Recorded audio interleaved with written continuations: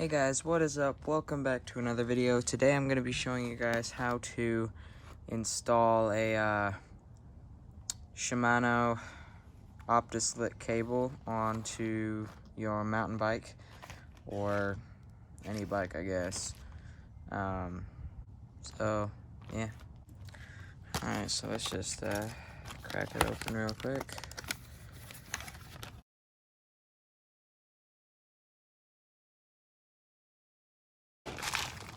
Alright, so you get a bunch of little tips. You get the cable. Actually, you should get two sets of cables in there.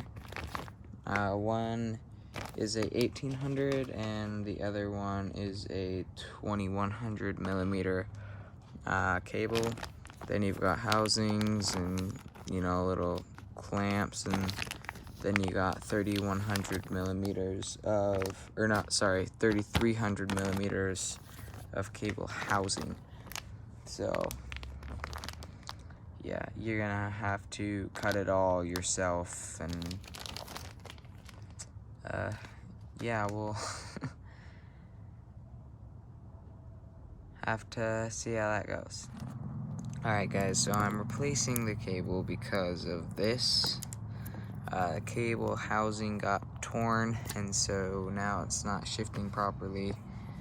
So I'm gonna want to let all the stress out of the system, and that'll just make it easier to take my cable off. Alright, so just start taking off these screws.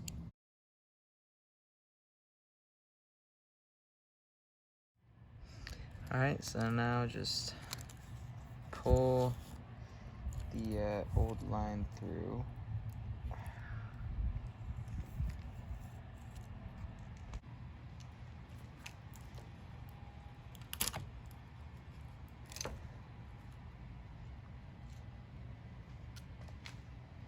It appears to be caught up in this broken, shredded up housing, so I'm just gonna cut that. One eternity later.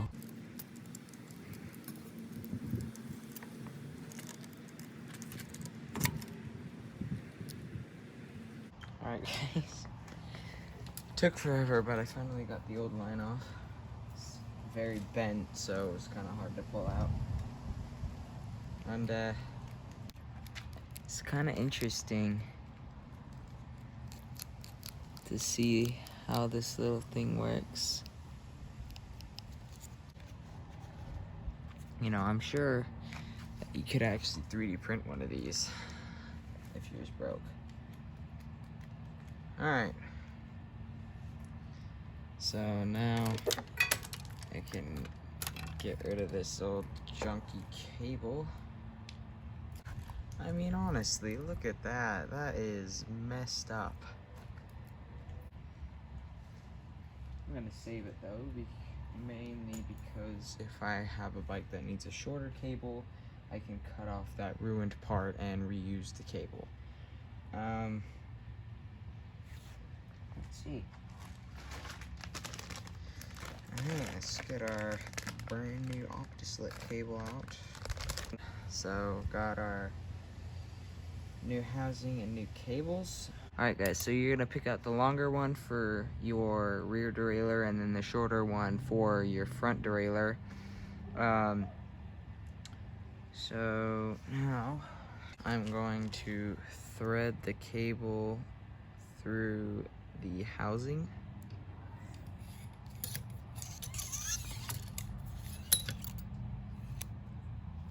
Alright, so now you are going to thread the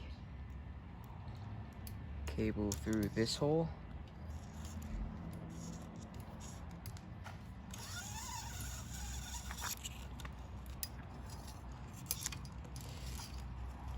And then you're gonna want to pop your shifter back on.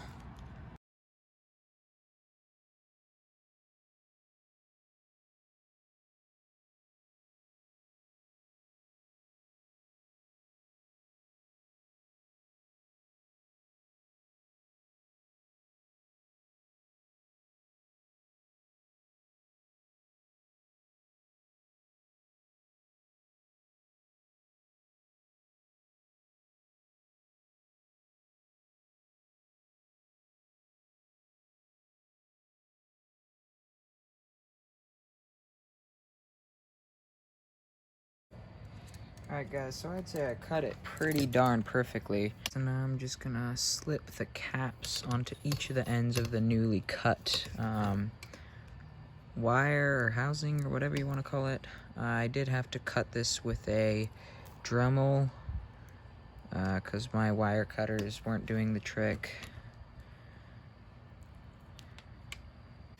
And I am now going to start threading this, not necessarily threading, but you know, putting the wire into the housing.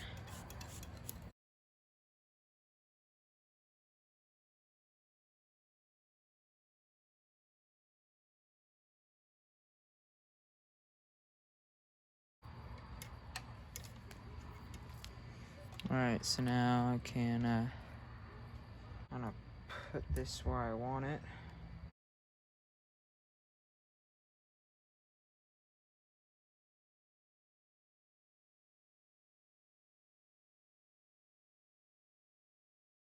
Alrighty.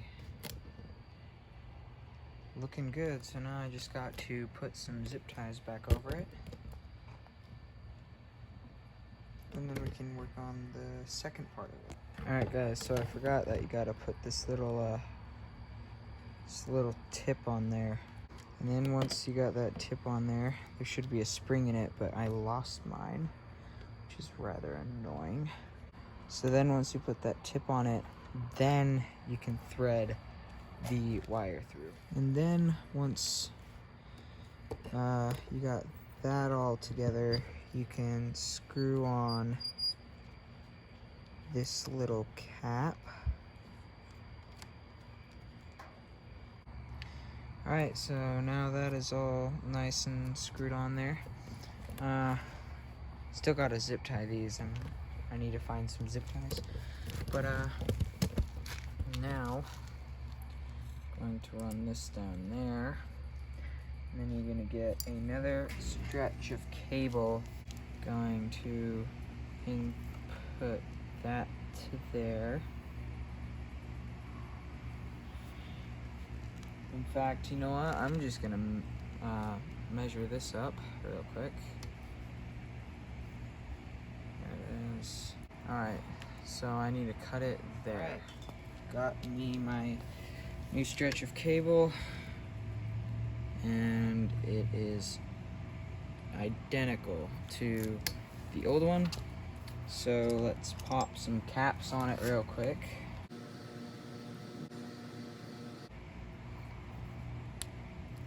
Alright, then slide it through, slide your wire through.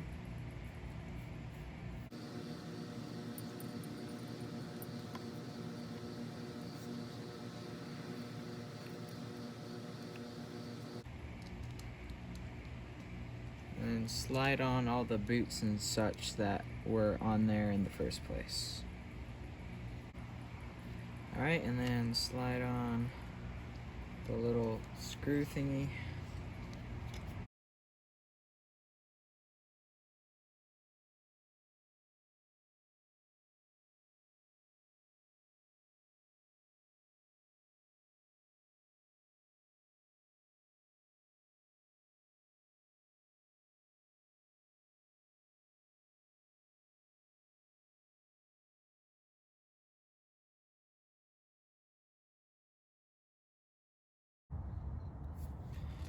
Alright, so once it's tight, or at least tight enough,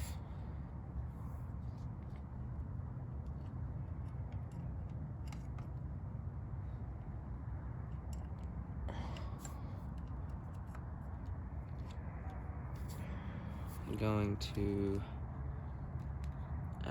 pop this cover on.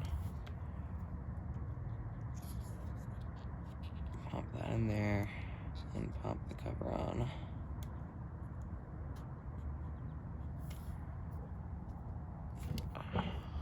Oh, alright. We are so very close now to being done. Alright, so we're going to want to slide the the wire underneath here, tighten it up.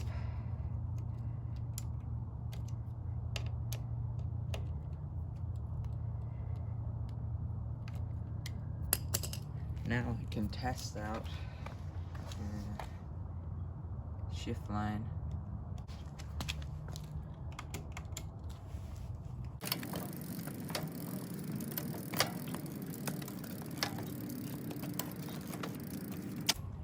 Alright, it's shifting as it should now, and that is great. So now I'm just gonna snip off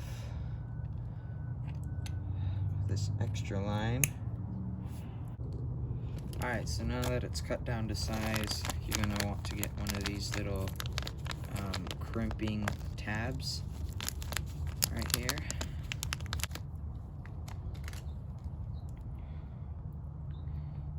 You're going to need to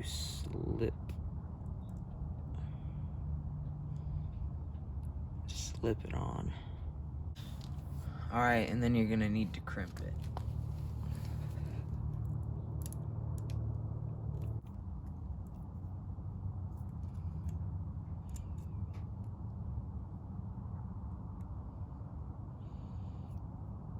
Yeah, that should be good. So, yeah, I am happy to say that that is how you install a shift cable onto a bike.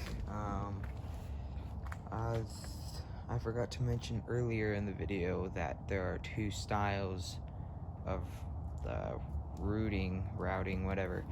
There's the external